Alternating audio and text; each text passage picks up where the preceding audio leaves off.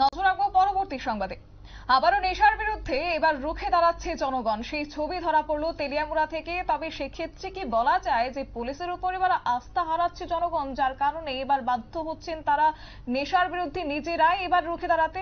সেটা কিন্তু অবশ্য প্রশ্ন রয়েছে। তবে যাই হোক, একটু বিস্তারিত জানিয়ে রাখি আপনাদের যে তেলিয়ামুড়া থানাধীন রাজনগর এলাকার বাসিন্দা সাগর বর্মন নামের এক যুবক দীর্ঘদিন ধরেই এলাকার মরণ নেশা ড্রাগসের সেবন সহ ব্যবসার সঙ্গে জড়িত রয়েছে।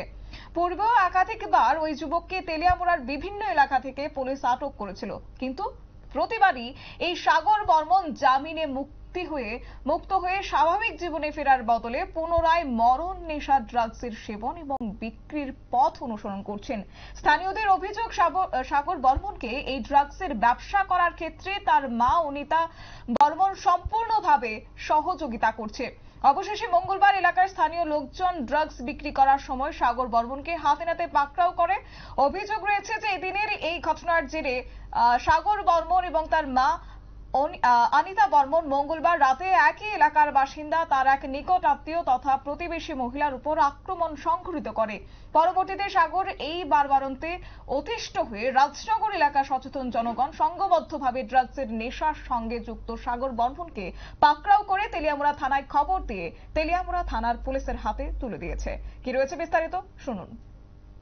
প্রায় দিনে ড্রাগস দেয় ফুলাফান আয়, অন্য কারণে ফুলাফান আয়। প্রায় দিনে আমার বাড়ির মধ্যে ফুলাফান দিয়ে ঢুকে ঢুকে সাগরের নাম কয়।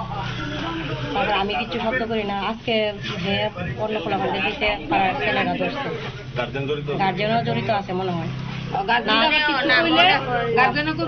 আমি ফাঁসি দিলাম, মরে যাবো।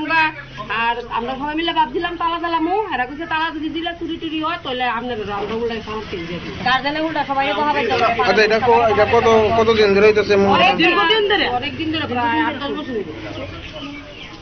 তা আজকে কি আর ধরা হয়েছে? এমন ধরা হয়েছে আরো ফেরা দেয়। কজন ধরা হয়েছে? 3জন। মাল দিছে আর 2জন। মাল কে দিছে? আচ্ছা, আর বাকি 3 জনের নাম কি? হ্যাঁ, কিন্তু বাকি 2জন কিন্তু আইছে না, আর নাম জানেননি? না, জানি না। এটা আমরা প্রায় সময় দেখি যে হ্যাঁ ঠিক আছে মাল নেয়, কিন্তু কইয়া কি তৈব নিয়ে আসে আবার ছাড়া দেয়।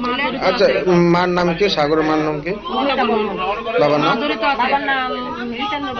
আচ্ছা, তারা কি কইছে? গার্জেন কি কইছে? টাকা দিতে পারে না, তার লেগে হেভি ইচ্ছা খায়। কোন জায়গা এটা? রাজনগর বেলগাছটা নিচে। আপনারা শুনলেন এলাকাবাসীদের বক্তব্য। শুধু তাই নয়, এখানেই থেমে থাকেনি এলাকার জনগণ। একত্রিতভাবে ড্রাগস ব্যবসার সঙ্গে জড়িত সাগর বর্মন এবং তার মা অনিতা বর্মনের বিরুদ্ধে এলাকায় নেশার সাম্রাজ্য বিস্তার করার একরাশ অভিযোগ নিয়ে তেলিয়ামুড়া থানার দ্বারস্থ হয়েছেন।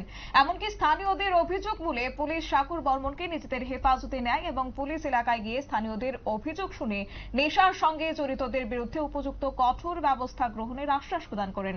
এবং তেলিয়ামুড়া থানার পুলিশের তরফ থেকে এই আশ্বাস প্রদান কে কেন্দ্র করে সন্তুষ্টি প্রকাশ করেছেন এলাকার লোকজন। নিয়ে নিচ্ছি ছোট্ট একটি বিজ্ঞাপন বিরতির সঙ্গে থাকুন।